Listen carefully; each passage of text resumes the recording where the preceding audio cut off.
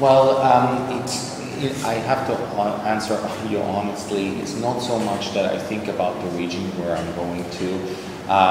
What I really want to do is, or what I really wanted to do with this exhibition, knowing that I'm going to Doha, obviously being cautious about certain things that I can't bring, I really wanted to bring the best that I have in the set.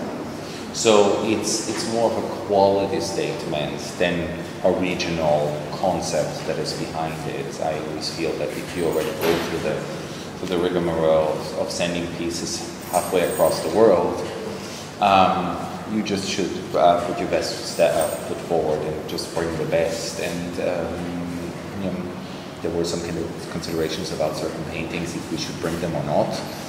We consulted with our regional representatives. There were questions about the Pope. There were questions about the death and disaster by Warhol, which are, to people that are not used to seeing those images, maybe very offensive images.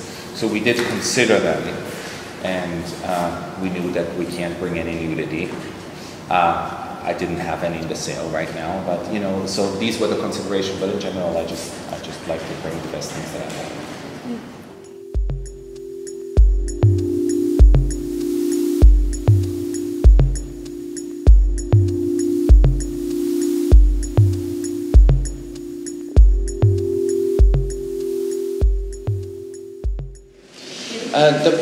The price tag gets determined really, as you said, the market value gets determined by previous prices, by the knowledge that my experts, my team have.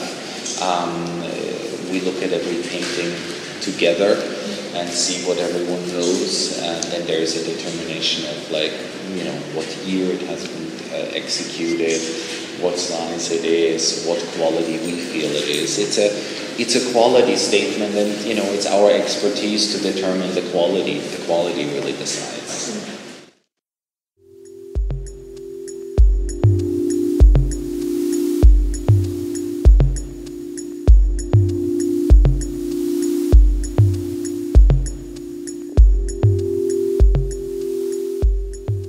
I think the Warhols that we brought here, that we have in our auction, are set apart by many of the others is because they're the pivotal point of the birth of pop art, which you can determine to be like in the early 60s, 62, 63, 64.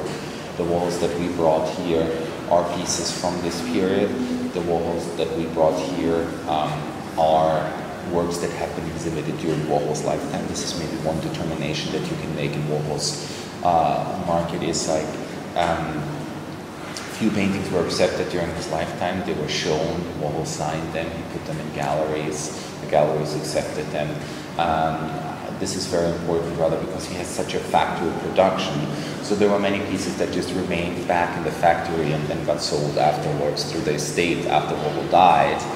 It wasn't Warhol's selection, because for Warhol it's a lot about selecting the right piece. So the piece that was shown during Warhol's lifetime, meaning that Andy Warhol said, of these three things that I just screened, this is the one I want to show. So there is something Warhol's, there's Warhol's process and then Warhol's selection process, which is very important. So I think these paintings give a special value because they were shown during his lifetime.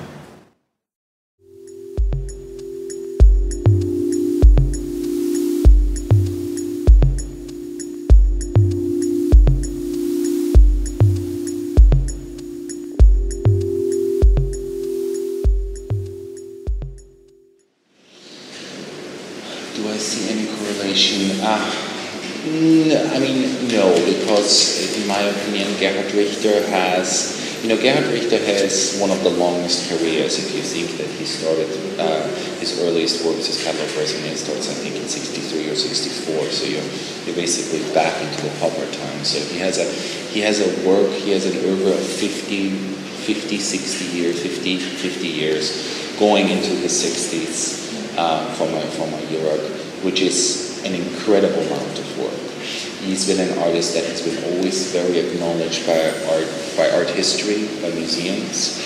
And now, how it comes in many artists' lives, it comes later, the financial success in Gerhard Richter's time. It was a later success that led to this market triumph, but he was artistically he was always triumphant. He had shows at the Museum of Modern Art way before he really took off on the market level. So it was just that, in my opinion, it was just a question of time for people to realize what an important artist he is.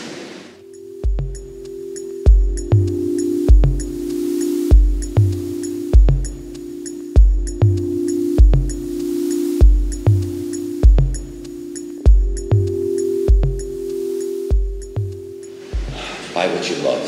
That's the most important thing. Don't look at anything else. It's not important what value it is. It doesn't matter how important it is, how well known the artist is. The only way to cure collecting is to love and engage. What engages you? What creates emotion in you? Positive emotion, negative emotion, whatever moves you. That's what you need to collect. And then you can determine if you want to be more savvy and get yourself an art advisor or get in touch with people that know more, and you can say, like, is this an artist that people think has a future or not? But the most important thing, the only advice that I can give you, see what you like.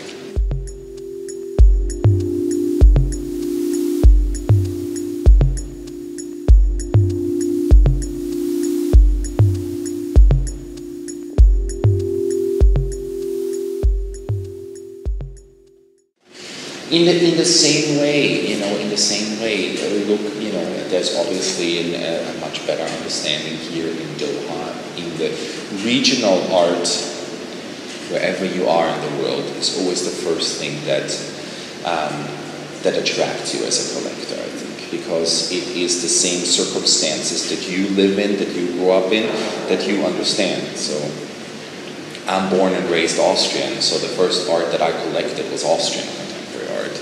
Because if you are from Doha and you're starting to be interested in contemporary art, it's probably smart to look at the local scene first, because you will understand the influences best, and you will see what surrounds you, because everything gets reflected on a daily basis. So again, and then you just apply, get what you love.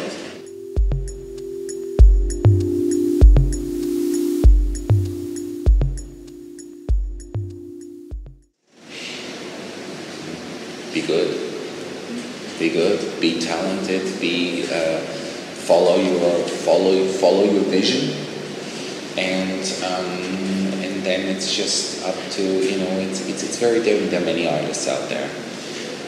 Art history is a very brutal science at the end of the day. There's very little that remains if you go in the past centuries, 5-10 artists that made it to the highest level. So follow your passion, follow your vision, and see where it brings you. There's no rules of becoming a great artist, unfortunately.